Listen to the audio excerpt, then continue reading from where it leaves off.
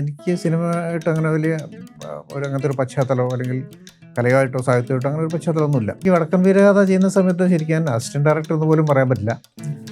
അപ്രൻറ്റീസൊക്കെയാണ് ശരിക്കും. ഭൂമിക കഴിഞ്ഞിട്ട് അതിൻ്റെ ഷൂട്ട് കഴിഞ്ഞിട്ട് നേരെ അടുത്ത പടത്തിന് ഷൂട്ടിന് പോകണം. അതായത് അടുത്ത ഇൻസ്പെക്ടർ ബലറാമിൻ്റെ ഷൂട്ടിനാണ് പോകുന്നത്. ഐ വി ശശി എന്ന് പറയുന്ന ഒരു ഡയറക്ടറുടെ മുന്നിൽ പുള്ളിയാണ് എല്ലാം ചെയ്യുന്നത്. ഞങ്ങളെക്കാളൊക്കെ ഞങ്ങൾ ചെയ്യേണ്ട പല പല ജോലികളും ചെയ്യുന്നത് അദ്ദേഹമാണ്. രാജു സിനിമയിലേക്ക് വന്നതും രാജുവിൻ്റെ മുന്നോട്ടുള്ള ഓരോ വഴികളും ഓരോ സ്റ്റെപ്പും മുന്നോട്ടുള്ള വളർച്ചയും ഒക്കെ എൻ്റെ കൺമുന്നിൽ കൂടെയാണ് കടന്നു വരുന്നത്.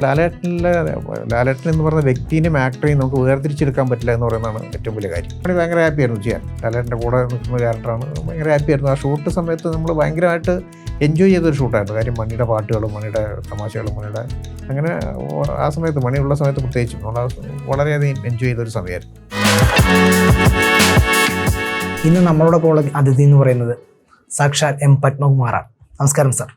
അപ്പോൾ നമുക്ക് ആദ്യമേ ആ ഒരു അസിസ്റ്റന്റ് ഡയറക്ടറായിട്ടുള്ള ജീവിതത്തിൽ നിന്ന് സ്റ്റാർട്ട് ചെയ്യാം. ഹരിഹരൻ സാറിൻ്റെ അസിസ്റ്റന്റ് ആയിട്ട് സ്റ്റാർട്ട് ചെയ്യുന്നു. എങ്ങനെയായിരുന്നു ഹരിഹരൻ സാറിലേക്ക് എത്തുന്നത്? അല്ലെങ്കിൽ എന്താ പറയുക, ഒരു പാലക്കാട്ടുകാരനായ ഒരു വ്യക്തി സിനിമയിലേക്ക് എത്തുന്നത് എങ്ങനെയാണ്? ഈ പറഞ്ഞ പോലെ എനിക്ക് സിനിമയായിട്ട് അങ്ങനെ വലിയ അങ്ങനത്തെ ഒരു പശ്ചാത്തലമോ അല്ലെങ്കിൽ കലയായിട്ടോ സാഹിത്യമായിട്ടോ അങ്ങനെ ഒരു പശ്ചാത്തലമൊന്നുമില്ല. കഥകളൊക്കെ എഴുതുമായിരുന്നു സ്കൂളിൽ പഠിക്കുന്ന സമയത്ത്. റേഡിയോ നാടകങ്ങൾ എഴുതിയിട്ടുണ്ട്. അങ്ങനെ ഒരു തിരക്കഥകൾ വായിച്ചിട്ടുണ്ട്. അങ്ങനെ തിരക്കഥകൾ എഴുതാമെന്നുള്ള ഒരു ധൈര്യത്തിൽ ഒരു തിരക്കഥ എഴുതി നോക്കി. കംപ്ലീറ്റ് ചെയ്തില്ല.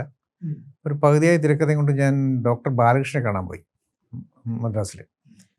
ഞാൻ എവിടെയൊക്കെ വായിച്ചിട്ടുണ്ട്. അദ്ദേഹമാണ് സത്യനന്ദിക്കാടിനെ പി ചന്ദ്രകുമാറിനെയൊക്കെ സിനിമയിലേക്ക് കൊണ്ടുവന്നത്. അദ്ദേഹമാണ്. ഹരിഹരൻ സാറിൻ്റെ ഏറ്റവും അടുത്ത ഫ്രണ്ടാണ്. ഹരിഹരൻ സാറിൻ്റെ ഒരുപാട് സിനിമ പ്രൊഡ്യൂസ് ചെയ്തിട്ടുണ്ട്, എഴുതിയിട്ടുണ്ട്. അപ്പോൾ അങ്ങനെ അദ്ദേഹത്തെ പോയി കണ്ടു. ഈ സ്ക്രിപ്റ്റ് അദ്ദേഹത്തെ കാണിച്ചു.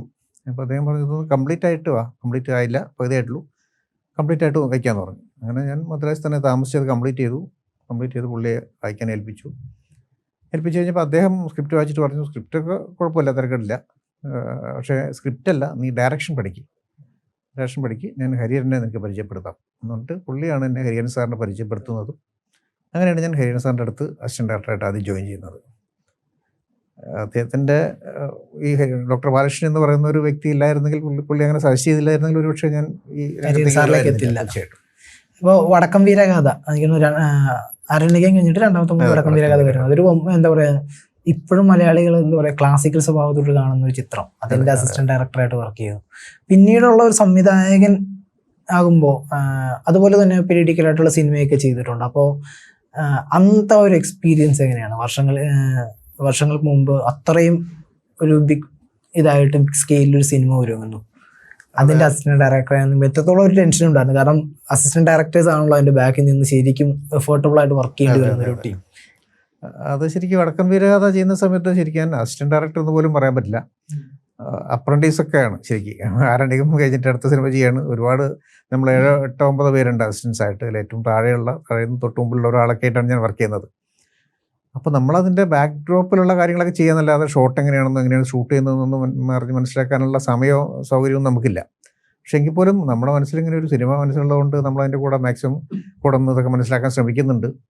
ഈ പറഞ്ഞ പോലെ ഞാൻ വർക്ക് ചെയ്ത സിനിമകളെല്ലാം വടക്കൻ വീരഗാഥ ആയാലും പിന്നെയുള്ള ശശിയേട്ടൻ്റെ കൂടെ വർക്ക് ചെയ്ത ഇൻസ്പെക്ടർ ബലറാമായാലും ദേവാസുരമായാലും ഒക്കെ ഈ വലിയ വലിയ ക്യാൻവാസുള്ള സിനിമകളാണ്. ഒരുപാട് ആർട്ടിസ്റ്റുകൾ, ഒരുപാട് ക്രൗഡ്, ഒരുപാട് ലൊക്കേഷൻസ്, അങ്ങനെ വലിയ ക്യാൻവാസുള്ള സിനിമകളായതുകൊണ്ട് വലിയ സിനിമകൾ ചെയ്യുക എന്നുള്ളത് എന്നെ സംബന്ധിച്ചൊരു വലിയ ടെൻഷനുള്ള ഒരു കാര്യമല്ല. അതുകൊണ്ട് തന്നെയാണ് ഈ മാമാങ്കം ചെയ്യാനൊക്കെ വിളിച്ചപ്പോഴും മാമാങ്കം ചെയ്യുമ്പോഴൊക്കെ എനിക്ക് ഇത് എങ്ങനെ ഷൂട്ട് ചെയ്യണം എന്നുള്ള കാര്യത്തിൽ എനിക്ക് ഒരു പ്രശ്നങ്ങളോ ഒരു ടെൻഷനൊന്നും ഉണ്ടായിട്ടില്ല.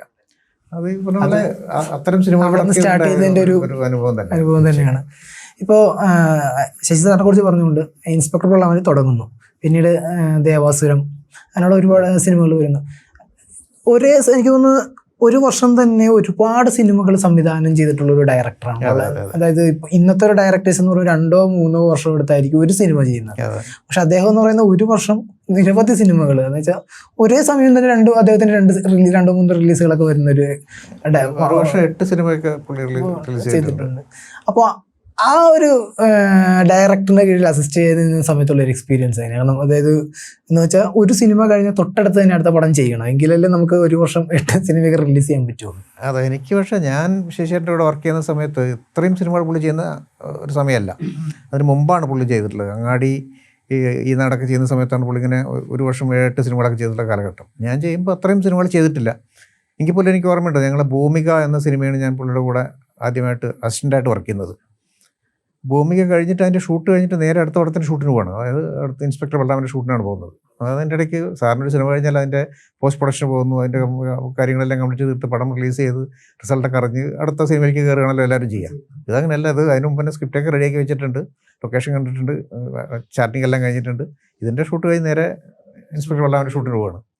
അപ്പം ആ സമയത്ത് പോലും അങ്ങനെയാണ്. പക്ഷെ അത് ശശിയേട്ടൻ എന്ന് പറയുന്ന ഐ.വി. ശശി എന്ന് പറയുന്ന ഒരു ഡയറക്ടർക്ക് അങ്ങനെ ചെയ്യാൻ പറ്റുള്ളൂ. ഞാൻ വിചാരിക്കുന്നത് വേറെ ഒരാൾക്കും അങ്ങനെ ചെയ്യാൻ പറ്റുമെന്ന് എനിക്ക് തോന്നുന്നില്ല. കാരണം പുള്ളി അത്രയും ഡെഡിക്കേറ്റാണ് സിനിമയിൽ. നമ്മൾ പുതിയതായിട്ട് സിനിമ ചെയ്യാൻ വരുമ്പോൾ എനിക്ക് പോലും അത്ര ഡെഡിക്കേറ്റ് ആവാൻ പറ്റില്ല. കാര്യം രാവിലെ ഇപ്പോൾ ദേവാസുരം എന്നുള്ള സിനിമയൊക്കെ നടക്കുമ്പോൾ 44 ദിവസം കൊണ്ടാണ് അന്ന് ആ സിനിമ ഷൂട്ട് ചെയ്തത്. 44 ദിവസം പറഞ്ഞാൽ ഇന്ന് എനിക്ക് ഷൂട്ട് ചെയ്യണമെങ്കിൽ എനിക്ക് തോന്നുന്നത് ഒരു 150 ദിവസമൊക്കെ ഷൂട്ട് ചെയ്യേണ്ടി വരും. 44 ദിവസവും ഡേ നൈറ്റ് ഷൂട്ടിംഗ് ആയിരുന്നു. അതായത് രാവിലെ 3 മണിക്ക് 4 മണിക്ക് ഷൂട്ട് പാക്കപ്പ് ചെയ്താൽ രാവിലെ 7 മണിക്ക് ഷൂട്ട് തുടങ്ങും. അപ്പോൾ ഞങ്ങളൊക്കെ വന്ന് ഷൂട്ട് കഴിഞ്ഞ് റൂമിൽ വന്ന് കിടന്നുറങ്ങും. ഷാജുൻ കരിയാലായിരുന്നു അസോസിയേറ്റ്, ഞാൻ അസിസ്റ്റൻറ്റ്, പിന്നെ പീതാംബരൻ എന്ന് പറയുന്ന ഒരു അസിസ്റ്റന്റ് ഡയറക്ടർ ഉണ്ടായിരുന്നു. ഞങ്ങൾ 3 പേരെ ആ സിനിമയ്ക്ക് ഉണ്ടായിരുന്നുള്ളൂ. 3 പേരാണ്. ഡയറക്ഷൻ ഡിപ്പാർട്ട്മെന്റിൽ 3 പേരാണ്. പറഞ്ഞാൽ വിശ്വസിക്കാൻ പറ്റില്ല. ദേവാസുരം ചെയ്യുമ്പോൾ ഇന്നൊക്കെ ഒരു സിനിമയിൽ എൻ്റെ സിനിമയ്ക്ക് പോലും 7-8 പേരുണ്ട്. സാധാരണ സിനിമകൾക്ക് 10-12 പേരുണ്ടാവും, ചെറിയ സിനിമകൾക്ക് വരെ. 3 പേരെ വെച്ചിട്ടാണ് ദേവാസുരം. സിനിമയാണല്ലോ, വലിയ സിനിമയാണ്. ഒരുപാട് ആർട്ടിസ്റ്റുകൾ, ഒരുപാട് ലൊക്കേഷൻസ്, ഒരുപാട് ക്രൗഡ്, ഒരുപാട് സെറ്റപ്പ്. ക്ലൈമാക്സ് ഒക്കെ എത്തുമ്പോഴേക്കും അത് പക്ഷേ ഐ.വി. ശശി എന്ന് പറയുന്ന ഒരു ഡയറക്ടറുടെ മുന്നിൽ പുള്ളിയാണ് എല്ലാം ചെയ്യുന്നത്. ഞങ്ങളെക്കാളൊക്കെ ഞങ്ങൾ ചെയ്യേണ്ട പല പല ജോലികളും ചെയ്യുന്നത് അദ്ദേഹമാണ്. അതുകൊണ്ടാണ് അത് സംഭവിക്കുന്നത്. അപ്പം അന്ന് പോലും ഞങ്ങൾ രാവിലെ 3 മണി കഴിഞ്ഞ് കിടന്നുറങ്ങി രാവിലെ എണീക്കാൻ ഞങ്ങൾക്ക് എഴുന്നേൽക്കാൻ പറ്റില്ല. ആ സമയത്ത് പുള്ളി രാവിലെ എഴുന്നേറ്റിട്ട് ഞങ്ങളെ വിളിച്ചിട്ടാണ് ലൊക്കേഷൻ കൊണ്ടുപോകുന്നത്. അപ്പോൾ അത്രയും ഡെഡിക്കേറ്റാണ്. ഒരു പുതിയ സിനിമ ചെയ്യുന്ന ഒരു സംവിധായകൻ്റെ ഡെഡിക്കേഷനോടെയാണ് പുള്ളിയുടെ 100ാമത്തെ സിനിമയും 120ാമത്തെ സിനിമയും ചെയ്യുന്നത്. അതാണ് ഐ.വി. ശശി എന്ന് പറയുന്ന ഡയറക്ടർ. അപ്പോൾ ഞാൻ ചോദിച്ചോട്ടെ, ഇപ്പോൾ ഈ ദേവാസുരം ഇത്രയും വലിയൊരു സ്കെയിലിൽ നിങ്ങൾ 3 അസിസ്റ്റന്റ് ഡയറക്ടേഴ്സിനെ വെച്ച് അത് എങ്ങനെയായിരുന്നു ഒരു അസിസ്റ്റന്റ് ഡയറക്ടർ എന്ന രീതിയിലുള്ള ഒരു എക്സ്പീരിയൻസ്? അതെങ്ങനെയെന്ന് ചോദിച്ചാൽ അതിപ്പോൾ എനിക്ക് ആലോചിച്ചാൽ മനസ്സിലാക്കാൻ പറ്റാത്തൊരു കാര്യമാണ്. അതായത് എൻ്റെ ഒരു ക്ലൈമാക്സ് ഷൂട്ട് ചെയ്യുന്നൊരു കാര്യം പറയാം. ക്ലൈമാക്സ് ഷൂട്ട് ചെയ്ത് ഞങ്ങൾ ക്ലൈമാക്സും അതിൻ്റെ തുടക്കം, സിനിമയുടെ തുടക്കം രണ്ടും ഒരു ഉത്സവമാണ്. രണ്ടും ഷൂട്ട് ചെയ്തത് പരിയാനം പറ്റാന്ന് പറയുന്ന ഒരു അമ്പലത്തിലാണ്. അത് ഷൂട്ട് തുടങ്ങുന്നതിന് കുറച്ച് ദിവസങ്ങൾ മുമ്പ് തന്നെ പോസ്റ്ററൊക്കെ അടിച്ചു, അനൗൺസ്മെന്റ് ചെയ്തു, ഇങ്ങനെ ഷൂട്ട് നടക്കുന്നുണ്ട്. അതുകൊണ്ട് ജൂനിയർ ആർട്ടിസ്റ്റിനെ അത്രയും സംഘടിപ്പിക്കാൻ പറ്റില്ല, വലിയ ക്രൗഡ് വേണം. അപ്പോൾ അതുകൊണ്ട് അങ്ങനെ അനൗൺസ് ചെയ്തു. അപ്പോൾ അതുകൊണ്ട് ഞങ്ങൾ അന്ന് ഷൂട്ടിന് വേണ്ടിയിട്ട് ഒരു 4 മണിയൊക്കെ ആകുമ്പോൾ അമ്പലത്തിൻ്റെ ഭാഗത്തേക്ക് പോകുമ്പോൾ കാണുന്ന കാഴ്ച എന്ന് പറഞ്ഞാൽ ആ ഏരിയയിലേക്ക് പോകാൻ പറ്റില്ല. അത്രയും ജനക്കൂട്ടമാണ്, ജനപ്രളയമാണ്. അത്രയും ആളുകളാണ് ആ സ്ഥലത്ത് ഷൂട്ടിന് വന്നിരിക്കുന്നത്. ഷൂട്ടിംഗ് കാണാൻ വേണ്ടിയിട്ട് വെച്ചാൽ അവർ ഞങ്ങൾക്ക് വേണം. ഷൂട്ടിന് ശരിക്കും അവരെ വെച്ചിട്ട് ഷൂട്ട് ചെയ്യാൻ പറ്റൂ. ഷൂട്ടിന്ന് വെച്ചാൽ അവിടെ ഒരു ആർട്ടിസ്റ്റ് പോയി ഇറങ്ങാൻ പറ്റില്ല. അപ്പോൾ ലാലേട്ടനൊക്കെ വന്നിട്ട് കാറിൽ വന്ന് ഇറങ്ങിയിട്ട് ലാലേട്ട് ഇറങ്ങാൻ പറ്റുന്നില്ല. കാര്യം വെച്ചാൽ അത്ര ആൾക്കൂട്ടം വന്ന് പൊതിയാണ്. അത്രയും പോലീസ് കൺട്രോൾ ചെയ്യണ പോലീസുകാർ വേണമെങ്കിൽ ഒരു 10,000 പോലീസുകാരെങ്കിലും വേണം. അപ്പോൾ പോലീസൊന്നുമില്ല. അതുപോലെ അപ്പോൾ ലാലേട്ടനെ ഇറക്കി ഇങ്ങനെ ഒരു അകത്തേക്ക് കൊണ്ടുവരുന്നു. ഞാൻ കോസ്റ്റ്യൂം ഡിപ്പാർട്ട്മെൻറ്റാണ്, കോസ്റ്റ്യൂം നോക്കുന്നതാണ്. അപ്പോൾ ഞാൻ കോസ്റ്റ്യൂമിൻ്റെ കാര്യങ്ങളായിട്ട് ഇത്രയും ആൾക്കാർക്ക് കോസ്റ്റ്യൂം കൊടുക്കണം, ജൂനിയർ ആർട്ടിസ്റ്റ് കോസ്റ്റ്യൂം കൊടുക്കണം, ചെണ്ടക്കാരുണ്ട്, ആനക്കാരുണ്ട്, മറ്റു വെളിച്ചപ്പാടുണ്ട്, പിന്നെ ആർട്ടിസ്റ്റുകൾ ഇത്രയും വേണ്ട, ഇവരെല്ലാം കോസ്റ്റ്യൂം കൊടുക്കണം, റെഡിയാക്കണം. അത് ഞാൻ ചെയ്തുകൊണ്ടിരിക്കുന്നു. അപ്പോൾ ഞാൻ നോക്കുമ്പോൾ ശശിയേട്ടനാണ് ഈ ചെണ്ടക്കാരെ പിടിച്ച് സ്പോട്ടിൽ നിർത്തുന്നത്, 3 ക്യാമറ സെറ്റ് ചെയ്യുന്നു, മറ്റേ ആനയെ പിടിച്ച് നിർത്തുന്നത് ഷാജു ഉണ്ട്, കൂടെ ശശിയേട്ടനുണ്ട്. ഇവർ 2 പേരും കൂടെ ചേർന്നിട്ടാണ് ഇത്രയും കാര്യങ്ങൾ ചെയ്യുന്നത്. ഇന്നാണെങ്കിൽ ഒരു 10-15 അസിസ്റ്റന്റ് ഡയറക്ടേഴ്സ് ചെയ്യേണ്ട ജോലിയാണ് ഇവർ 2 പേരും കൂടെ ചെയ്യുന്നത്. അപ്പോൾ അതെങ്ങനെയാണ് അന്ന് സംഭവിച്ചത്, എങ്ങനെയാണ് ആ സിനിമ ഷൂട്ട് ചെയ്തത് എന്നുള്ളത് ഇപ്പം ആലോചിക്കുമ്പോൾ നമുക്ക് പിടികിട്ടാത്ത ഒരു ചോദ്യമാണ്. ഇപ്പോൾ ദേവാസുരം കഴിഞ്ഞിട്ട് അതിൻ്റെ സീക്വൽ വന്നപ്പോൾ രാവണപ്രഭുവിലേക്ക് വന്നപ്പോൾ അവിടെ വർക്ക് ചെയ്തിട്ടുണ്ട്. അതെ. അപ്പോൾ രാവണപ്രഭു രഞ്ജിത്ത് സാറാണ് ഡയറക്റ്റ് ചെയ്യുന്നത്. അപ്പോൾ അദ്ദേഹത്തിലേക്ക് വന്നപ്പോൾ അതിൻ്റെ ഒരു എൻറ്റയർലി പാറ്റേൺ മാറി, കുറച്ചുകൂടെ അതിൻ്റെ സ്വഭാവം മാറിയെങ്കിലും അത് ദേവാസുരത്തിനോട് ഏറ്റവും നീതി പുലർത്തുന്ന ഒരു സിനിമയുടെ നീതി പുലർത്തുന്ന സീക്വലായി വരികയും ചെയ്തു. ആ ഒരു സിനിമയുടെ ഒരു എക്സ്പീരിയൻസ് എങ്ങനെയായിരുന്നു? അതായത് രഞ്ജിയും ഞാനുമായിട്ട് ഒരു നല്ല പേഴ്സണലായിട്ട് നല്ല അടുപ്പുണ്ട്, ബന്ധമുണ്ട്. അത് ഞാൻ ആദ്യം ശശിയേട്ടൻ്റെ കഴിഞ്ഞിട്ട് പിന്നെ ഷാജി കലാസിൻ്റെ സിനിമയോട് വർക്ക് ചെയ്തു. 6-ാം നമ്പൂരാൻ നരസിംഹമൊക്കെ വർക്ക് ചെയ്തു. എൻ്റെ റൈറ്റർ രഞ്ജിയായിരുന്നു. അങ്ങനെയാണ് രഞ്ജി ഒരു സിനിമ ഡയറക്റ്റ് ചെയ്യുമ്പോൾ ഞാൻ അതിൽ അസോസിയേറ്റായിട്ട് വർക്ക് ചെയ്യുന്നത്. രഞ്ജി പറഞ്ഞാൽ രഞ്ജിയുടെ ആദ്യത്തെ സിനിമയാണ്. പക്ഷേ രഞ്ജിയുടെ മനസ്സിൽ സിനിമ ഉള്ളതുകൊണ്ടും രഞ്ജി ഒരു ഡയറക്ടർ എന്നുള്ള രീതിയിൽ രഞ്ജിയുടെ മനസ്സിൽ ഒരു സംവിധായകൻ ഉള്ളതുകൊണ്ടും രഞ്ജിക്ക് കൺഫ്യൂഷൻ ഒന്നുമില്ല. രഞ്ജി തന്നെയാണ് ഷൂട്ട് ചെയ്യുന്നത്, എല്ലാം പെർഫെക്റ്റാണ്. പക്ഷേ ഈ പറഞ്ഞ പോലെ ശശിയേട്ടൻ ഷൂട്ട് ചെയ്യുന്ന ഒരു പാറ്റേൺ അല്ല. ശശിയേട്ടൻ ഈ പറഞ്ഞ പോലെ ശശിയേട്ടൻ്റെ ആ സ്പീഡോ ശശിയേട്ടൻ്റെ ഒരു വേറെ ആർക്കും കിട്ടില്ല, ഒരാൾക്കും അത് ചെയ്യാൻ പറ്റില്ല. പിന്നെ ഈ പറഞ്ഞ പോലെ ദേവാസുരത്തിൻ്റെയും രാവണപ്രഭുവിൻ്റെയും റൈറ്റർ രഞ്ജിത്ത് തന്നെ ആയതുകൊണ്ട് വേറെ പ്രശ്നങ്ങളൊന്നും ഉണ്ടായിട്ടില്ല. പിന്നെ മോഹൻലാൽ എന്ന് പറയുന്ന ഒരു ആക്ടറാണ് കൂടെ ഉള്ളത്. ആ സിനിമ വളരെ രസകരമായിട്ട് വളരെ എൻജോയ് ചെയ്തിട്ട് ഞങ്ങൾ ഷൂട്ട് ചെയ്തു. ദേവാസുരം ഷൂട്ട് ചെയ്ത പോലെയല്ല, അത്രയും സ്ട്രെയിൻ ഉണ്ടെങ്കിൽ പോലും അത് വളരെ നന്നായിട്ട് എൻജോയ് ചെയ്തിട്ടാണ് ഞങ്ങൾ ആ സിനിമ ഷൂട്ട് ചെയ്തത്.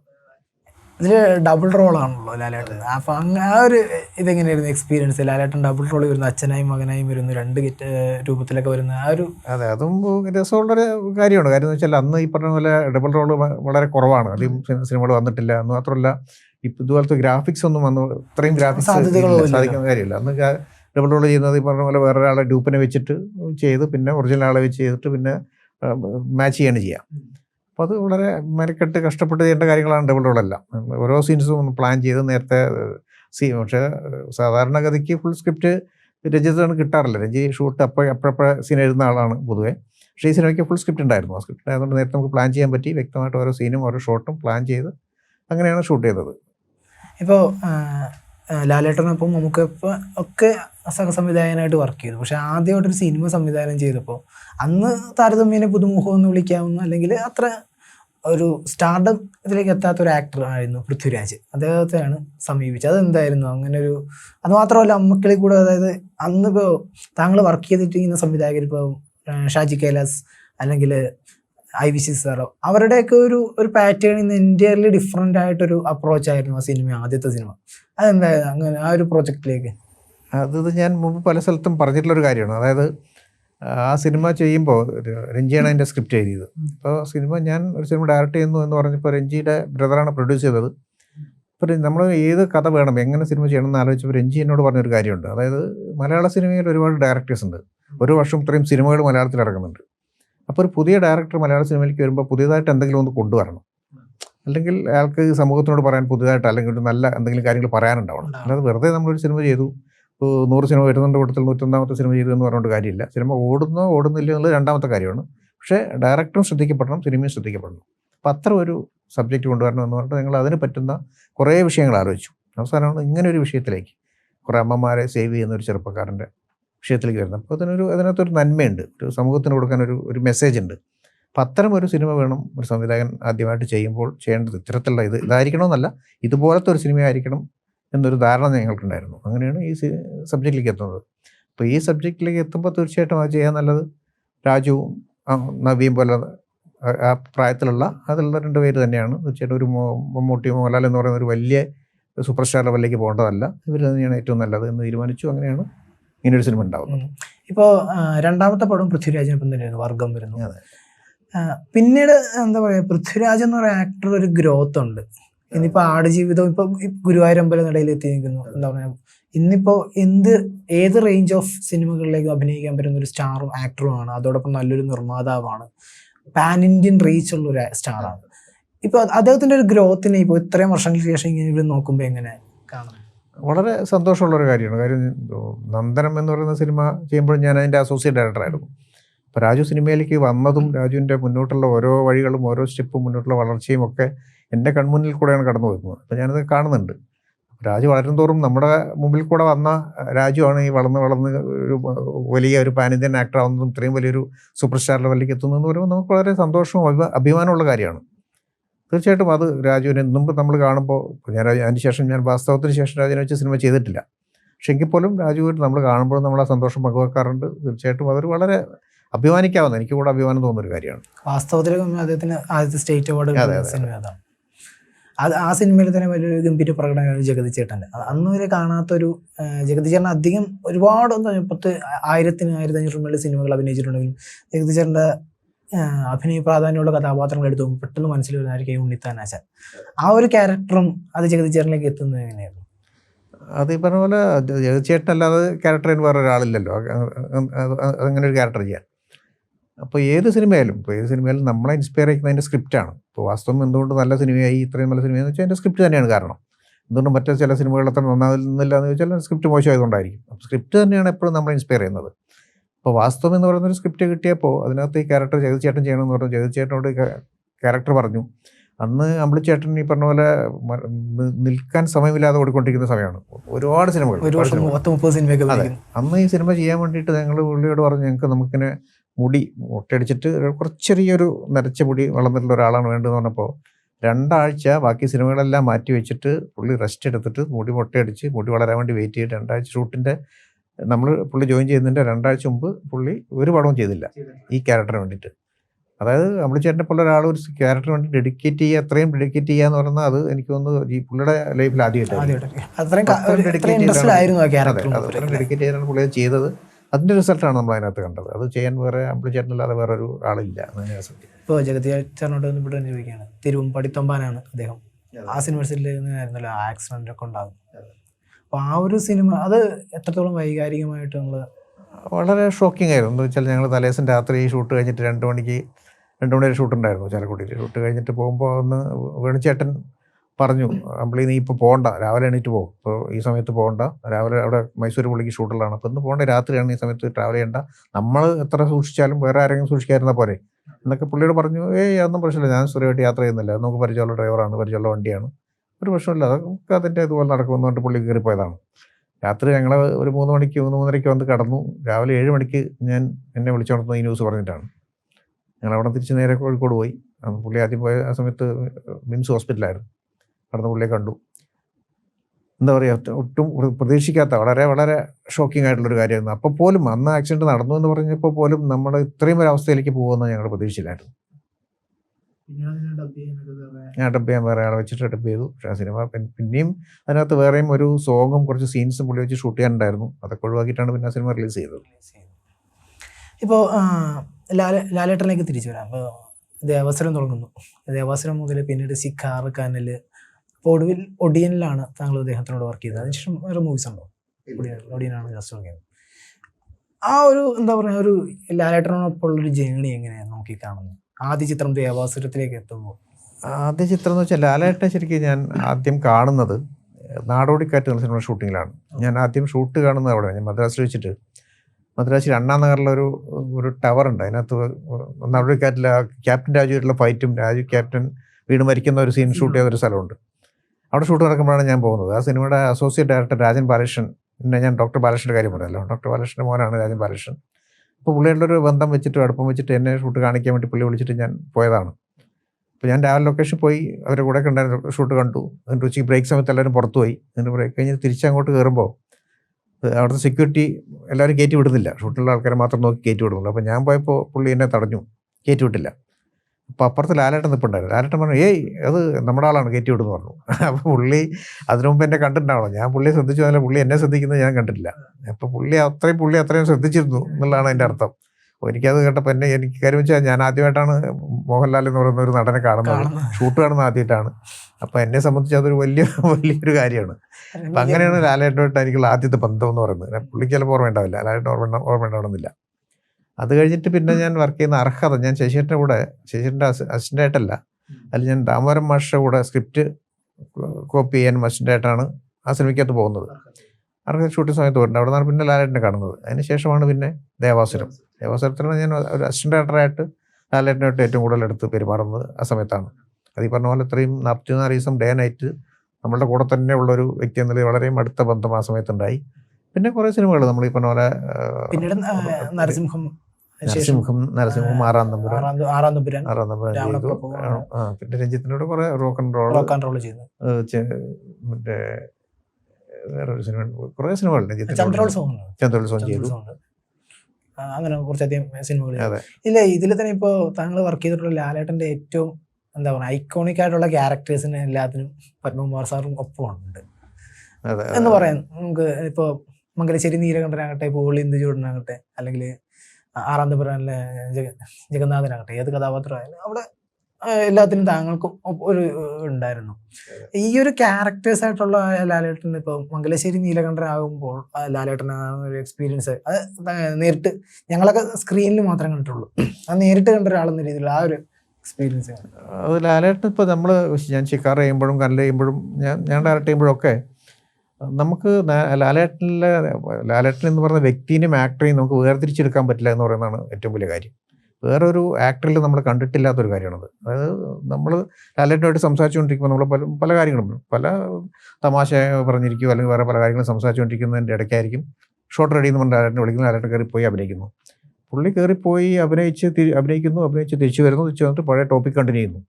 അതിൻ്റെ ഇടയ്ക്ക് പുള്ളി അനുഭവിക്കുന്ന ഒരു എന്താ പറയുക മാനസിക പരിവർത്തനം ഉണ്ടല്ലോ. അതായത് ക്യാരക്ടറിലുള്ള ഒരു മാറ്റവും മോഹൻലാലിലേക്കുള്ള തിരിച്ചു വരവും രണ്ടും നമുക്ക് മനസ്സിലാവുകയില്ല. എപ്പോഴാണ് പുള്ളി ആ ക്യാരക്ടർ ആയതൊന്നും തിരിച്ച് ഇങ്ങോട്ട് വന്നതെന്ന് നമുക്ക് മനസ്സിലാവില്ല. അതിൻ്റെ ഇടയ്ക്കുള്ള ഒരു അതിർവരമുണ്ട്.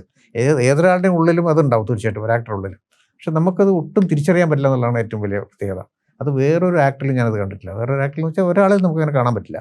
ബാക്കി എല്ലാവരും ഷോർട്ട് റെഡി എന്ന് പറയുമ്പോൾ ഉടനെ ഒരു രൂപം മാറി, ഭാവം മാറി, ഒരു വേറെ ക്യാരക്ടറായി, ക്യാരക്ടറിനെ ആവാഹിച്ചു എന്നൊക്കെ പറയാം. പോയിരുന്നു, അഭിനയിക്കുന്നു, പെർഫോം ചെയ്യുന്നു, തകർക്കുന്നു, തിരിച്ചു വരുന്നു, തിരിച്ചു വന്ന് ഒന്ന് റിലാക്സ് ചെയ്യുന്നു, പിന്നെ പഴയ കാര്യത്തിൽ. ഇത് അങ്ങനെയല്ല. ഇതിൻ്റെ ഇടയ്ക്കുള്ള ഒരു അതിർവരമ്പില്ല. അത് നമ്മളെ അതിശയിപ്പിക്കുന്ന ഒരു കാര്യമാണ്. അത് ഒരു ബോൺ ആക്ടർ എന്നൊക്കെ പറയായിരിക്കും, പക്ഷെ അതെന്താണ് വിശേഷിപ്പിക്കേണ്ടതെന്ന് എനിക്ക് അറിഞ്ഞുകൂടാ.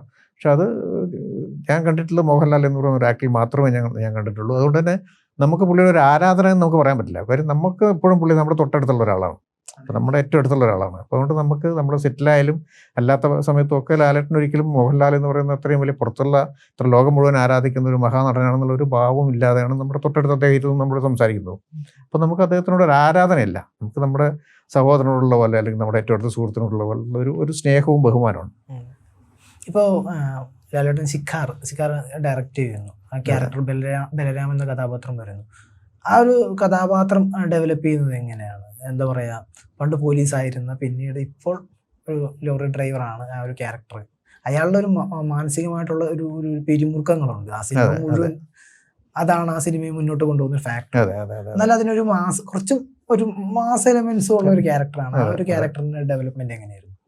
അത് ഈ പറഞ്ഞ പോലെ ഞാൻ ഫുൾ സ്ക്രിപ്റ്റ് എഴുതിയതിന് ശേഷമാണ് ഞാൻ സിനിമയിലേക്ക് വരുന്നത്. പിന്നെ നമ്മളതിനകത്ത് കുറേ ഇരുന്ന് നമ്മൾ ചർച്ച ചെയ്ത് കുറേ കാര്യങ്ങൾ വരുത്തിയിട്ടുണ്ട് അതിനകത്ത്. പക്ഷേ എങ്കിൽ പോലും ആ ക്യാരക്ടർ ഉണ്ടാക്കുമ്പോഴോ അല്ലെങ്കിൽ ആ സ്ക്രിപ്റ്റ് ഉണ്ടാക്കുമ്പോഴോ ഞാൻ അതിൻ്റെ കൂടെ ഇല്ലാത്ത ഒരാളാണ്. പക്ഷേ ഈ പറഞ്ഞ പോലെ നമുക്ക് ആ ക്യാരക്ടർ മനസ്സിലാവും. ക്യാരക്ടർ എന്താണ്, ക്യാരക്ടറിൻ്റെ വളർച്ച എങ്ങനെയാണ്, ക്യാരക്ടറിൻ്റെ മുന്നോട്ടുള്ള പോക്ക് എങ്ങനെയാണ്, എല്ലാം നമുക്ക് മനസ്സിലാവും. അത് ഈ പറഞ്ഞ പോലെ മോഹൻലാൽ എന്ന് പറയുന്ന ഒരു നടന് മാത്രമേ ചിലപ്പോൾ ഇത്രയും വൈകാരികമായിട്ടുള്ള മുഹൂർത്തം, ഇത്രയും ഡിഫറൻ്റ് ആയിട്ടുള്ള ഇത്തരം കാര്യങ്ങൾ ഒരു ക്യാരക്ടറിൽ എന്തൊക്കെ നമുക്ക് ഒരു പ്രതീക്ഷിക്കാൻ പറ്റുമോ. അതിനകത്ത് ഈ പറഞ്ഞ പോലെ ആക്ഷൻ ഉണ്ട്, എമോഷണൽ ഉണ്ട്, അച്ഛൻ മകൾ ബന്ധങ്ങളുടെ പല തലങ്ങളുണ്ട്. അതൊക്കെ ചെയ്യണമെങ്കിൽ ഈ പറഞ്ഞ പോലെ മോഹൻലാൽ എന്ന് പറയുന്ന നടനില്ലാതെ അത്രയും ആഴത്തിലോട്ട് പോകാൻ പറ്റുമെന്ന് എനിക്ക് തോന്നുന്നില്ല. ഈ പറഞ്ഞ പോലെ ആ സിനിമയുടെ ഒരു മാസ് എലമെൻ്റ് എന്നതിൻ്റെ ഒപ്പം തന്നെ അതിൻ്റെ ഒരു എമോഷണൽ ട്രാക്കും കൂടെയാണ് ആ സിനിമയെ അത്രയും ഒരു വലിയ വിജയമാക്കി തീർത്തും ജനങ്ങളിലേക്ക് എത്താൻ സഹായിച്ചത്. ഇതിൽ ആ ക്യാരക്ടർ ബലരാമൻ ഒരു എന്താ പറയുക, ഒരു MBBS അല്ലെങ്കിൽ അങ്ങനെ പഠിക്കുന്ന ഒരു വിദ്യാർത്ഥിനിയുടെ അച്ഛനാണ്. അപ്പൊ ലാലേട്ടനെ ആ ഒരു കാലഘട്ടത്തിൽ അന്നത്തെ ഇപ്പോഴത്തെ ഏറ്റവും വലിയ സൂപ്പർ സ്റ്റാർ, ഒരു സൂപ്പർ ആക്ടർ തന്നെ സൂപ്പർ സ്റ്റാർ. അപ്പൊ അങ്ങനെ ആക്ടറെ, അങ്ങനത്തെ ഒരു കഥാപാത്രം ഒരു അത്യാവശ്യം ഒരു ഏജ്ഡ് ആയിട്ട് ഒരു പെൺകുട്ടിയുടെ അച്ഛനായിട്ടുള്ള കഥാപാത്രമായിട്ടൊക്കെ ചെയ്യുന്നു. അത് ലാലേട്ടനിലേക്ക് എത്തുമ്പോൾ അതെങ്ങനെയായിരുന്നു? അത് ഈ പറഞ്ഞ അദ്ദേഹത്തിന് അതൊരു പ്രശ്നമായിട്ട് തോന്നിയിട്ടില്ല. കാര്യം എന്ന് വെച്ചാൽ ഒരു ആക്ടറെ സംബന്ധിച്ചിട്ട് അയാളുടെ ഒരു ആക്ടർ എന്നുള്ളതിലേക്ക് എന്തൊക്കെ നന്നായിട്ട് ചെയ്യാൻ പറ്റുമോ നന്നായിട്ട് ചെയ്യാന്നല്ലാതെ ഇത്തരം കാര്യങ്ങൾ അദ്ദേഹം വളരെ ശ്രദ്ധിച്ചിട്ടുണ്ടെന്ന് എനിക്ക് തോന്നുന്നില്ല. പക്ഷെ അത് തന്നെയാണ് അതിൻ്റെ ശരിയെന്ന് എനിക്ക് തോന്നുന്നു. കാര്യം പ്രായമായ മോളുണ്ടോ ഇല്ലയോ എന്നുള്ളതല്ല വിഷയം. അതിനകത്ത് ആ ക്യാരക്ടറിന് എന്തൊക്കെ ചെയ്യാനുണ്ട്, ക്യാരക്ടർ എത്രത്തോളം ആഴത്തിലേക്ക് പോകാനുണ്ട്, ഏതൊക്കെ തലങ്ങളിൽ ആ ക്യാരക്ടർ വർക്ക് ചെയ്യുന്നുണ്ട്, അതായിരിക്കും തീർച്ചയായിട്ടും ഒരു ആക്ടർ എന്ന നിലയ്ക്ക് ലാലേട്ടൻ നോക്കിയിട്ടുണ്ടാവുക. അല്ലെങ്കിൽ സാധാരണഗതിക്ക് പറഞ്ഞ പോലെ നമ്മൾ മലയാളത്തിൽ മാത്രം എനിക്കങ്ങനെ സംഭവിക്കുന്നുള്ളൂ എന്ന് എനിക്ക് തോന്നുന്നു. മറ്റു ഭാഷകളിലൊക്കെ ചിലപ്പോൾ ഒരു ആക്ടറും അങ്ങനെ ചെയ്യാൻ തയ്യാറായിരിക്കില്ല. ഇപ്പം തന്നെ ഇപ്പോൾ കാതൽ എന്ന് പറയുന്ന സിനിമയെ കുറിച്ച് നമ്മൾ പറയാറുണ്ട്. നമുക്ക് ചെയ്ത പോലെ ഒരു ആക്ടർ വേറെ ഇന്ത്യൻ സിനിമയിൽ തന്നെ ലോകത്ത് തന്നെ ഒരു ആക്ടർ ചിലപ്പോൾ ആ ക്യാരക്ടർ ചെയ്യില്ലായിരിക്കും. അപ്പോൾ എന്ന് പറഞ്ഞ പോലെ മലയാളത്തിൽ ലാലേട്ടനൊക്കെ ചെയ്യാൻ പറ്റുന്ന ഒരു കാര്യമാണത്. വേറെ ഒരു ഭാഷയിലോ അല്ലെങ്കിൽ വേറൊരു ഇതിലോ ഒരു സൂപ്പർ സ്റ്റാറും അങ്ങനെ ചെയ്യുമെന്ന് എനിക്ക് തോന്നുന്നില്ല. ഇപ്പോൾ ആ സിനിമയുടെ പേര് ആദ്യം മറ്റൊന്നായിരുന്നു, പിന്നീട് ശിഖാർ എന്നൊരു പേരിലേക്ക് എത്തുകയായിരുന്നു എന്ന് ഞാൻ ഇവിടേക്ക് വായിച്ചിട്ടുണ്ട്. ഇല്ല, ഞങ്ങൾ വന്നതിന് ശേഷം ഞാൻ ആ സ്ക്രിപ്റ്റ് വായിച്ച് സിനിമ ആക്കാൻ തീരുമാനിച്ചു. ലാലേട്ടനോട് സംസാരിച്ചതിന് ശേഷം ആണ് ഈ ശിഖാർ എന്നുള്ള പേരുണ്ടാവുന്നത്. അതിന് മുമ്പ് അതിനൊരു പ്രത്യേകിച്ചൊരു പേരുണ്ടായിരുന്നില്ല. നമ്മളാദ്യം വേട്ട എന്ന പേരൊക്കെ ആലോചിച്ചു. പക്ഷെ വേട്ട എന്ന പേരിൽ വേറെ സിനിമ വന്നിട്ടുണ്ട്. അങ്ങനെയാണ് നമ്മൾ വേട്ട എന്ന പേരുമായിട്ട് ബന്ധമുള്ള ഒരു പേര് വേണം എന്ന് പറഞ്ഞിട്ട് ശിഖാർ എന്ന പേരിലേക്ക് വരുന്നത്. ഇപ്പോൾ മഞ്ഞുമൽ ബോയ്സ് ഇറങ്ങിയതിന് ശേഷം ഇപ്പോൾ ശിഖാർ ആ സമയത്ത് ഭയങ്കരമായിട്ട് ചർച്ച ചെയ്തു. അത് അതിൻ്റെ ക്ലൈമാക്സ് രംഗങ്ങളും ഉണ്ടാവും. അതെ.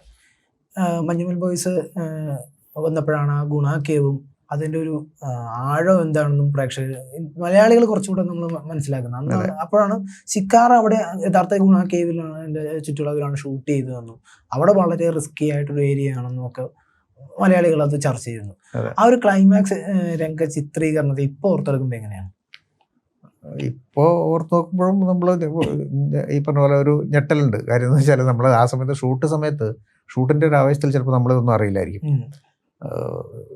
ഇത് ആദ്യം ഈ ലൊക്കേഷൻ കണ്ടുപിടിക്കുന്നത് നമ്മുടെ ഫൈറ്റ് മാസ്റ്റർ ത്യാഗരായ മാഷാണ്. നമ്മൾ ക്ലൈമാക്സ് ഷൂട്ട് ചെയ്യാൻ ഇതുപോലെ ഒരു ലൊക്കേഷൻ വേണം, ഇതെവിടെ കിട്ടും എന്ന് അന്വേഷിക്കാൻ വേണ്ടിയിട്ട് ത്യാഗരായ മാഷും കൂടെ ഒരു വീഡിയോഗ്രാഫറുമായിട്ട് ഈ ലൊക്കേഷൻ കാണാൻ വേണ്ടി പോയി. അമീർ താനൂർ എന്ന് പറഞ്ഞിട്ട് ഇപ്പോൾ എല്ലാ സിനിമകളിലും വീഡിയോ ചെയ്യുന്ന അമീറാണ്. അമീറുമായിട്ടാണ് പോയത്. പോയി സ്ഥലങ്ങളൊക്കെ പോയി കറങ്ങി ഗുണ കേവ്സ് പോയി തിരിച്ച് ഞങ്ങൾ ഇവിടെ ഷൂട്ട് ചെയ്തുകൊണ്ടിരിക്കുകയാണ് കോതമംഗലത്ത്. അപ്പോൾ തിരിച്ചു വന്നിട്ട് ഞങ്ങളോട് പറഞ്ഞു ഇങ്ങനെ ഒരു സ്ഥലം കിട്ടിയിട്ടുണ്ട്, നല്ല ഷൂട്ട് ചെയ്യാൻ പറ്റിയ സ്ഥലമാണ്, നമ്മൾ പറഞ്ഞ പോലെ ക്ലൈമാക്സിന് പറ്റുന്ന സ്ഥലമാണ് എന്ന് പറഞ്ഞ് ഇത് കാണിച്ചപ്പോൾ തന്നെ ഈ വീഡിയോഗ്രാഫർ എന്നെ വിളിച്ച് മാറ്റി നിർത്തി പറഞ്ഞു, ചേട്ടാ ഒരിക്കലും അവിടെ പോയത് ഭയങ്കര ഡേഞ്ചറാണ്, അവിടെ പോയി കഴിഞ്ഞാൽ ജീവനോടെ തിരിച്ചു വരാൻ പറ്റുന്നൊരു ഉറപ്പില്ല, അതുകൊണ്ട് അവിടെ ഷൂട്ട് ചെയ്ത് ഒരിക്കലും അവിടെ പോരുതെന്ന് പറഞ്ഞു. കാര്യം പുള്ളിക്ക് ഭയങ്കര പേടിയായി. ഞാൻ ത്യാഗരായ മാഷോട് ഒരു പ്രശ്നമില്ല, നമുക്കത് ചെയ്യാം, ഷൂട്ട് ചെയ്യാം. പിന്നെ പുള്ളിക്ക് ലാലേട്ടനിൽ ഭയങ്കര വിശ്വാസമുണ്ട്, ഒരു നമ്മളൊരു ലാലേട്ടനുമായിട്ട് പുള്ളിയുടെ ഒരു കെമിസ്ട്രി ഉണ്ട്. എൻ്റെ അടുത്ത് പറഞ്ഞു ലാൽ മോഹനല്ലേ ഞങ്ങൾ ഷൂട്ട് ചെയ്തോളൂ, ഒരു പ്രശ്നമില്ല എന്ന് പറഞ്ഞു. അങ്ങനെയാണ് ഷൂട്ട് ചെയ്യാൻ തീരുമാനിക്കുന്നത്. അവിടെ ചെന്ന് നോക്കിയപ്പോൾ സംഭവം ഇതാണ്, അവിടെ അകത്തോട്ട് ഇറങ്ങിക്കഴിഞ്ഞാൽ പിന്നെ മുകളിലോട്ട് രാവിലെ ഷൂട്ട് വേണ്ടി താഴോട്ട് ഇറങ്ങിക്കഴിഞ്ഞാൽ പിന്നെ വൈകിട്ട് ഷൂട്ട് കഴിഞ്ഞിട്ടാണ് മുകളിലോട്ട് കയറുന്നത്. നമ്മളൊരു കയറേണി വെച്ചിട്ടാണ് താഴോട്ട് ഇറങ്ങിയിട്ടുണ്ടായിരുന്നതൊക്കെ. ഭക്ഷണം ഈ പറഞ്ഞ പോലെ രാവിലെ ഇറക്കി ഈ ബിസ്ക്കറ്റും ഇതൊക്കെ ഭക്ഷണമുള്ളൂ, ഭക്ഷണം കഴിച്ച് കഴിഞ്ഞാൽ വർക്ക് ചെയ്യാൻ പറ്റില്ല. പിന്നെ പറഞ്ഞ പോലെ ഇതിൻ്റെ മുകളിൽ നമ്മൾ മുകളിൽ ഷൂട്ട് ചെയ്ത സ്ഥലത്ത് മുകളിൽ പറഞ്ഞ പോലെ ഇതിൽ സിനിമയ്ക്കകത്ത് കാണാം ഈ ശ്രീനാഥ് ബാസി താഴോട്ട് കൊണ്ടുപോകുന്ന കുഴി ഒരുപാട് സ്ഥലങ്ങളിൽ അങ്ങനെ സ്ഥലങ്ങളുണ്ട്. അവിടെ വീണ് പോയാൽ പിന്നെ ഈ പറഞ്ഞ പോലെ താഴ്ചയിൽ എവിടെയാണ് എത്തിച്ചേരാന്ന് പറയാൻ പറ്റില്ല, അങ്ങനത്തെ സ്ഥലങ്ങളുണ്ട്. അപ്പോൾ അവിടെയൊക്കെ ഷൂട്ട് ചെയ്യുമ്പോൾ ലാലേട്ടാണ് നമ്മൾ ഷൂട്ട് തുടങ്ങിയ പറഞ്ഞ പോലെ നമ്മൾ ശ്രദ്ധിക്കും, തുടക്കത്തിലൊക്കെ നമ്മൾ ശ്രദ്ധിക്കും, പിന്നെ ഇതിൻ്റെ ഒരു ആവേശത്തിലോട്ട് കയറി കഴിഞ്ഞാൽ പിന്നെ അത് മറന്നു പോകും. അപ്പോൾ ലാലേട്ടാണ് എപ്പോഴും മോനെ എല്ലാവരോടും പറയുക, മോനെ സൂക്ഷിക്കണേ എന്ന് ലാലേട്ടൻ എപ്പോഴും. പുള്ളി വളരെ കെയറിങ് ആയിരുന്നു, എല്ലാവരും അക്കാര്യത്തിൽ വളരെ കോൺഷ്യസ് ആയിരുന്നു. അപ്പം അങ്ങനെ വളരെ ഇതായിട്ട് ഷൂട്ട് ചെയ്തതാണ്. പക്ഷേ ഈ പറഞ്ഞ പോലെ ഷൂട്ട് ചെയ്യുന്ന സമയത്ത് നമ്മൾ അതിനെപ്പറ്റി അത്രയും ബോധേഡ് ആയിരുന്നില്ല. പിന്നീട് അത് കാണുമ്പോഴും അതിനെപ്പറ്റി ആലോചിക്കുമ്പോഴാണ് നമുക്കത് അതിൻ്റെ ഒരു ഇത്രയും അപകടകരമായ ഒരു സ്ഥലത്താണ് നമ്മൾ ഷൂട്ട് ചെയ്തത് എന്ന് ബോധ്യമാവുക. അവിടെ തന്നെ ഏറ്റവും റിസ്കി ആയിട്ടുള്ള സ്റ്റണ്ട് സീക്വൻസുകളാണല്ലോ, അതായത് മറ്റേ ഇതിലൊക്കെ പിടിച്ചു തൂങ്ങി. അതെ. അപ്പോൾ അതൊക്കെ ചെയ്യുമ്പോൾ എങ്ങനെയായിരുന്നു? അതായത് ആ ഒരു ഏറ്റവും ഇമ്പോർട്ടൻ്റ് ഒരു രംഗമാണ് അനന്യയുടെ ക്യാരക്ടറിനെ റോപ്പിന് താഴ്ത്തു വിടുന്നു, ലാലേട്ടനെ എടുത്ത് ചാടുകയാണ്, വള്ളിയിൽ പിടിച്ച്. ലാലേട്ടനെ എടുത്ത് ചാടിയത് ശരിക്കും ആക്ഷനിൽ നമ്മൾ ആ ഡപ്പലിക്കല്ല ചാടുന്നത്, അത് നമ്മൾ ഗ്രീൻ മാറ്റ് ഷൂട്ട് ചെയ്തതാണ്. പക്ഷേ അനന്യ തൂങ്ങിക്കിടക്കുന്നത് ശരിക്കും ഈ ഡപ്തിൻ്റെ നേരെ മുകളിലാണ്. കയറി കെട്ടിയാൾ തൂങ്ങിക്കിടക്കുന്നത് ശരിക്കും അനന്യ കിടക്കുന്നതിൻ്റെ താഴോട്ട് ഇതുപോലെ ഒരുപാട് 10,000 അടി താഴ്ചയുടെ സ്ഥലത്താണ് തൂങ്ങിക്കിടക്കുന്നത്. അവിടെ കിടക്കുന്ന സമയത്ത് അനന്യയോട് ചോദിച്ചു നമുക്ക് ഡൂപ്പിനെ ചെയ്യാം, എന്തെങ്കിലും കാരണവശാൽ വല്ല പ്രശ്നം ഉണ്ടാക്കി കഴിഞ്ഞാൽ റിസ്ക്കാണ്, കൊണ്ട് വേണമെന്ന് ചോദിച്ചു. ലാലേട്ടൻ പറഞ്ഞു മോളെ റിസ്ക്കാണ്, അവിടെ വേണ്ട, ഡൂപ്പുണ്ട്, അവർ അതിന് വേണ്ടിയിട്ടാണ് ഡൂപ്പിനെ കൊണ്ടുവന്നിരിക്കുന്നത്, അവർ ചെയ്യുന്നു പറഞ്ഞു. അനന്യ പറഞ്ഞു ഒരു കുഴപ്പമില്ല, ഞാൻ ചെയ്തോളാം, ഞാൻ കിടന്നോളാം എന്ന് പറഞ്ഞു. അങ്ങനെ അന്യ വെച്ചാൽ ഷൂട്ട് ചെയ്തു. പിന്നീട് ഷൂട്ട് ചെയ്യുമ്പോഴൊക്കെ നമുക്ക് ഓക്കെ ആയിരുന്നു. ഷൂട്ട് ചെയ്ത് കഴിഞ്ഞിട്ട് പിന്നെ അത് കാണുമ്പോഴാണ് നമ്മളിത് എങ്ങനെയാണ് ഇവിടെ ചെയ്തത്, നമ്മളിവിടെ കൊണ്ട് എങ്ങനെയാണ് ചെയ്യിച്ചത് നമ്മൾ ആലോചിക്കുന്നത് അപ്പോഴാണ്. അപ്പം അതിലെ വില്ലൻ ക്യാരക്ടർ സമുദ്രക്കിനിയുടെ മകന്റെ കഥാപാത്രം ജെയിൻ, ആ ആക്ടർ പിന്നീട് അധികം അങ്ങനെ കണ്ടിട്ടുമില്ല, അതിനു മുമ്പ് അത്രയില്ല. ആ ആക്ടറെ കുറിച്ച് ഇപ്പൊ എങ്ങനെയാണ്? പുള്ളി ഇപ്പോൾ അവിടെ ഇല്ല, ഇന്ത്യയിലില്ല, പുള്ളി പുറത്ത് അവിടെ സെറ്റിലായിരിക്കുകയാണ്. അതിനുശേഷം അവൻ ഉദ്ദേശിച്ച രീതിയിലുള്ള ക്യാരക്ടേഴ്സ് അവന് കിട്ടിയില്ല. ശരിക്കും എനിക്ക് തോന്നുന്നത് പല ആൾക്കാർക്കും അവൻ മലയാളിയാണെന്നും ഇവിടുത്തെ ഇവിടെ തന്നെയുള്ളൊരു നടനാണെന്നൊന്നും പല ആൾക്കാർക്ക് മനസ്സിലായില്ലാന്ന് തോന്നുന്നു. തെലുങ്കെന്ന് വന്ന് ആക്ടർ എന്നൊക്കെയാണ് പല ആൾക്കാരും ധാരണ. പക്ഷേ എനിക്ക് തോന്നുന്നത് ഇന്നത്തെ കാലഘട്ടത്തൊക്കെ ആയിരുന്നെങ്കിൽ കുറേയും കൂടെ ഈ സോഷ്യൽ മീഡിയയിൽ കൂടെയൊക്കെ അവന് കുറേയും കൂടെ പ്രചാരം കിട്ടുമായിരുന്നു, കുറച്ചും കൂടെ അവസരങ്ങൾ കിട്ടുമായിരുന്നു. അന്നത്തെ കാലത്ത് അത്രയും അവന് കിട്ടിയില്ല എന്നുള്ളത് വളരെ വിഷമമുണ്ടാക്കുന്ന ഒരു കാര്യമാണ്. കാര്യം ആ സിനിമയുടെ ഏറ്റവും വലിയ അട്രാക്ഷൻ എന്ന് പറയുന്നത് ആ ക്യാരക്ടറായിരുന്നു. അപ്പം നന്നായിട്ട് വളരെ മനോഹരമായിട്ട് അവനത് ചെയ്തു. അതിനുവേണ്ടി അവൻ ഒരുപാട് സ്ട്രെയിൻ ചെയ്തു, ഒരുപാട് ആക്ഷൻ സീക്വൻസ് പഠിക്കാൻ ട്രെയിനിങ്ങിന് പോയി. ഒരുപാട് ഈ ഫൈറ്റൊക്കെ അവൻ ചെയ്ത് ഭയങ്കര റിസ്ക് എടുത്ത് ചെയ്തതാണ് ഫൈറ്റൊക്കെ. പക്ഷെ എന്നിട്ട് പോലും അവൻ ആ ഉദ്ദേശിക്കുന്ന രീതിയിലുള്ള ഒരു എക്സ്പോഷർ കിട്ടിയില്ല എന്നുള്ളതാണ് സത്യം. അതുപോലെ സമുദ്രക്കനി സാറിലേക്ക് എങ്ങനെ അന്ന് അദ്ദേഹത്തെ നമ്മൾ ഒന്നിനോട് തമിഴ് സിനിമകളിലൂടെ മാത്രം പോപ്പുലർ ആയ ട്രാക്കാണ് മലയാളം വരുന്നത്. സമുദ്രക്കനിയുടെ നമ്മൾ സുബ്രഹ്മണ്യപുരം എന്ന് പറയുന്ന സിനിമയിൽ കൂടി ഒരു ക്യാരക്ടർ ചെയ്തിട്ടുണ്ടായിരുന്നു. അതിനകത്ത് വളരെ രസമുള്ള ഒരുപാട് ഇതിലുള്ള ക്യാരക്ടറല്ല, പക്ഷേ നല്ല ക്യാരക്ടറായിരുന്നു. പുള്ളി വളരെ മനോഹരമായിട്ട് ചെയ്തു. അങ്ങനെയാണ് നമ്മൾ സമുദ്രക്കനി ആ ക്യാരക്ടർ ചെയ്ത പുള്ളിയുണ്ട് ഈ അത് ചെയ്യാൻ വേണ്ടിയിട്ട് നമുക്ക് അങ്ങനെ ഒരു തെലുങ്കനായിട്ടുള്ള എന്നാൽ മലയാളം സംസാരിക്കുന്ന ഒരു കമ്മ്യൂണിസ്റ്റ് മുഖവും മനസ്സുള്ള ഒരാൾ വേണം. അപ്പോൾ അങ്ങനെയാണ് ഇയാളിലേക്ക് സമുദ്രക്കനിയിലേക്ക് പോയാലോ എന്ന് ആലോചിച്ചത്. അങ്ങനെ ഞാൻ സുരേഷ് ബാബു കൂടെ പുള്ളിയെ ചെന്നൈ പോയി കണ്ടു. അപ്പോൾ സുരേഷ് ബാബു പുള്ളിയുടെ ഒരു സ്കെച്ച് ചെയ്തിട്ടുണ്ടായിരുന്നു, പുള്ളിയുടെ ക്യാരക്ടറിൻ്റെ ഒരു ഭാവം ഇതായിരിക്കുന്നത് സ്കെച്ച് ചെയ്തിട്ടുണ്ടായിരുന്നു. സുരേഷ് ബാബു നന്നായിട്ട് വരയ്ക്കുന്ന ആളാണ്.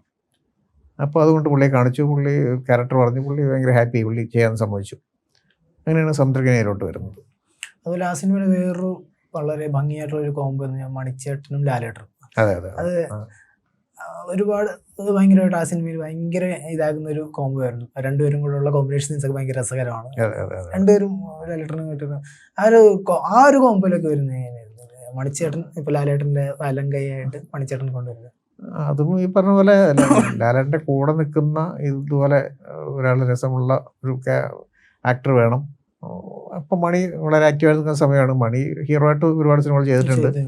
അപ്പോൾ മണി ചെയ്യുമോ എന്നൊരു സംശയം ഉണ്ടായിരുന്നു. കാര്യം ഇങ്ങനെ ലാലേട്ടൻ്റെ അത്ര ഹീറോ അല്ലല്ലോ ക്യാരക്ടർ.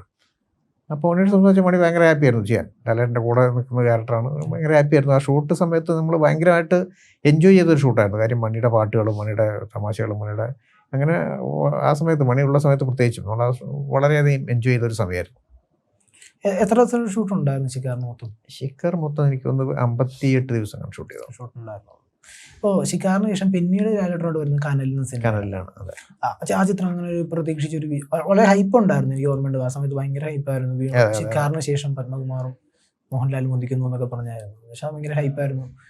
പിന്നെ അതാണ് ആ സിനിമ പ്രതീക്ഷിച്ചൊരു വിജയം എത്തിയില്ല. എനിക്ക് തോന്നുന്നത് എൻ്റെ ഒരു കാരണം എന്ന് പറയുന്നത് എൻ്റെ ക്ലൈമാക്സിൽ ഒരു ലാലേട്ടൻ്റെ ഫാൻസിനെ സാറ്റിസ്ഫൈ ചെയ്യാൻ പറ്റുന്ന ഒരു ക്ലൈമാക്സ് ആയിരുന്നില്ല അതിനകത്ത്. ഒരു ഹീറോ അവസാനം ഒരു നെഗറ്റീവ് ഷെയ്ഡിൽ അവസാനിക്കുന്ന ഒരു ഹീറോ ആണത്. അപ്പോൾ അതായിരിക്കാം ഒരു പ്രധാനപ്പെട്ട കാരണം എന്നാണ് എനിക്ക് തോന്നുന്നത്. എനിക്ക് കിട്ടിയൊരു ഫീഡ്ബാക്കും അങ്ങനെയാണ്. ശരിക്കും അതൊരു ആ വിഷയം അത് ഇന്നും എല്ലാ കാലത്തും നമുക്ക് പറയാൻ പറ്റുന്നൊരു വിഷയമായിരുന്നു. ഒരു വളച്ചൊടിക്കപ്പെടുന്ന വാർത്തകൾ എന്ന് പറയുന്ന ഒരു മാനിപ്പുലേറ്റ് ചെയ്യുന്ന വാർത്തകൾ എന്ന് പറയുന്നത് ഇന്നത്തെ കാലത്ത് ഏത് കാലത്തും പറയാൻ പറ്റുന്ന ഒരു വിഷയമായിരുന്നു. ഈ പറഞ്ഞ പോലെ എനിക്ക് തോന്നുന്നത് അത് തന്നെയാണ് അതിൻ്റെ ഇത്രയും വലിയ സക്സസ് ആവാതെ പോയതിൻ്റെ കാരണം അത് തന്നെയായിരിക്കണം. എനിക്കിഷ്ടപ്പെട്ട ഞാൻ ചെയ്ത സിനിമകളിൽ വെച്ച് ഏറ്റവും ഇഷ്ടമുള്ള സിനിമകളിലൊന്നാണ് കനൽ എന്ന് പറയുന്നത്. അന്നും ഇന്നും എനിക്ക് എപ്പോഴും റിപ്പീറ്റ് വാച്ച് ചെയ്യാൻ എനിക്ക് പറ്റുന്ന എൻ്റെ സിനിമകൾ, എനിക്ക് എല്ലാ സിനിമകളും രണ്ടാമതൊരിക്കൽ കൂടെ കാണാൻ പറ്റാറില്ല എൻ്റെ സിനിമകൾ. അപ്പോൾ ഇപ്പോൾ അങ്ങനെ കാണാൻ ഇഷ്ടമുള്ള ഒരു സിനിമ കനലാണ്. അത് പിന്നെ ജോസഫ് സാറിൻ്റെ തന്നെ ഏറ്റവും ഈ സമീപകാലം ഏറ്റവും ചർച്ച ചെയ്യപ്പെട്ട സിനിമയാണ് ജോസഫ്. ജോജോ എന്നൊരു ആക്ടർക്ക് ഒരു നായകൻ എന്നുള്ളൊരു ഇമേജ് കൊടുക്കുന്ന ജോസഫാണ്. ആ ഒരു കഥാപാത്രത്തിൽ ജോസഫ് എന്ന ക്യാരക്ടറിന് ജോജി ചേട്ടനിലേക്ക് എങ്ങനെയാണ് എത്തുന്നത്? അദ്ദേഹത്തെ ഈ ഒരു കഥാപാത്രത്തിലേക്ക് അന്ന് അദ്ദേഹം എന്ന് പറയുന്ന കോമഡി റോളുകളും കുറച്ച് വില്ലൻ വേഷം പിന്നെ സൈഡ് റോളുകളും അതിൽ നായകനാക്കാനുള്ള ഒരു ഇതെങ്ങനെയാണ്? അതായത് ജോജുവിനെ എനിക്ക് ഒരുപാട് കാലമായിട്ട് അറിയാം. ജോജു ഒരുപാട് ഞങ്ങളുടെ സിനിമകളിൽ ചെറിയ ചെറിയ ക്യാരക്ടേഴ്സ് ചെയ്തിട്ടുണ്ട്. വാസ്തവത്തിൽ തന്നെ ഒരു നല്ല ക്യാരക്ടർ ജോജു ചെയ്തിട്ടുണ്ട്. ജോജുവിൻ്റെ ഒരു കാലിബറിനെ പറ്റി എനിക്ക് സംശയമൊന്നുമില്ല. നന്നായിട്ട് ചെയ്യുന്ന ഒരാളാണ്. അതിന് മുമ്പ് തന്നെ ഞാൻ മേരിക്കുട്ടി എന്ന് പറഞ്ഞ സിനിമയിൽ ഒരു നല്ല ക്യാരക്ടർ ചെയ്തു. അങ്ങനെ ജോജു ഒരു ഹീറോ ആവാനുള്ള യോഗ്യത ജോജുവിനുണ്ടെന്ന് കാര്യത്തിൽ എനിക്ക് സംശയമൊന്നും ഉണ്ടായിരുന്നില്ല. അപ്പോൾ ഈ സ്ക്രിപ്റ്റ് ഞാൻ വായിച്ചുകൊണ്ടിരിക്കുന്ന സമയത്ത് എനിക്ക് മനസ്സിൽ വന്നത് ശരിക്കും ജോജുവിൻ്റെ രൂപമാണ്. അപ്പോൾ സ്ക്രിപ്റ്റ് വായിച്ചു കഴിഞ്ഞ് ഞാൻ ഷാഹി കബീറിനെ വിളിച്ചു വരുത്തി ഞങ്ങൾ സംസാരിച്ചു, സിനിമ ചെയ്യുന്ന കാര്യം സംസാരിച്ചു, ആര് നായകനായകൾ കൊള്ളാം ആലോചിച്ചു. അപ്പോൾ ബിജു ആരും ചെയ്താൽ നന്നായിരിക്കും, അതുപോലെ ആരെങ്കിലും ചെയ്താൽ നന്നായിരിക്കും എന്നൊക്കെ നമ്മൾ സംസാരിച്ചു. അപ്പോഴും ഞാൻ ഷാഹിയോട് പറഞ്ഞു, ശരിക്കും ബിജു അല്ല, അത് ചെയ്യാൻ പറ്റിയ വേറൊരാളുണ്ട്, ശരിക്കും ഇത് ചെയ്യേണ്ടത് ജോജു ആണ് എന്ന് പറഞ്ഞു.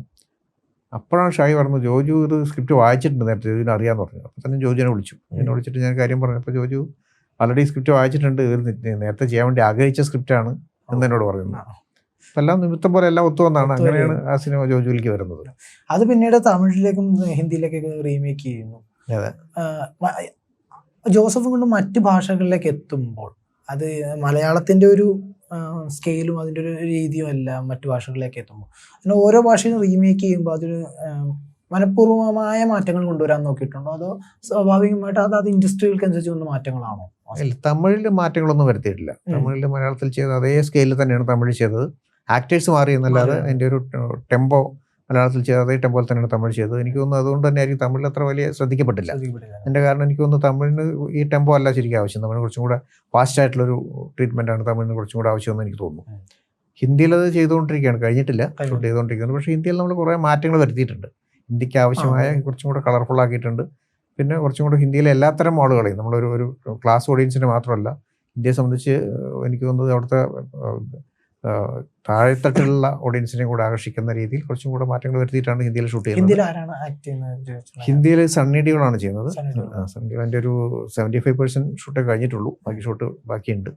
അപ്പോൾ എനിക്ക് തോന്നുന്നു സണ്ണി ഡിയോളിൻ്റെ ലൈഫിലെയും ഏറ്റവും ഡിഫറെൻ്റ് ആയിട്ടുള്ളൊരു ക്യാരക്ടറായിരിക്കും. പുള്ളി നന്നായിട്ട് വളരെ മനോഹരമായിട്ട് ആ സിനിമ ചെയ്തിട്ടുണ്ട്. ഇതുവരെ ചെയ്ത അത്രയും വെച്ചിട്ട് വളരെ ഡിഫറെൻ്റ് ആയിട്ടുള്ളൊരു സിനിമ. ഇപ്പോൾ മറ്റു ഭാഷകളും കൂടെ ഡയറക്റ്റ് ചെയ്തുകൊണ്ട് ചോദിക്കുകയാണ്, മറ്റു ഭാഷകളിലൊക്കെ പോയി സിനിമകൾ ചെയ്യുമ്പോഴേക്കും മലയാളത്തിൽ തോന്നിയ ഒരു ഏറ്റവും പ്ലസ് പോയിന്റ് ആണ് മലയാളം ഫിലിം ഇൻഡസ്ട്രിയെ ഏറ്റവും കുറിച്ച്. നല്ല കാര്യം വെച്ചാൽ മലയാളത്തിലുള്ള അത്രയും നല്ല ടെക്നീഷ്യൻസും ആർട്ടിസ്റ്റുകളും വേറൊരു ലാംഗ്വേജിലും ഇല്ല.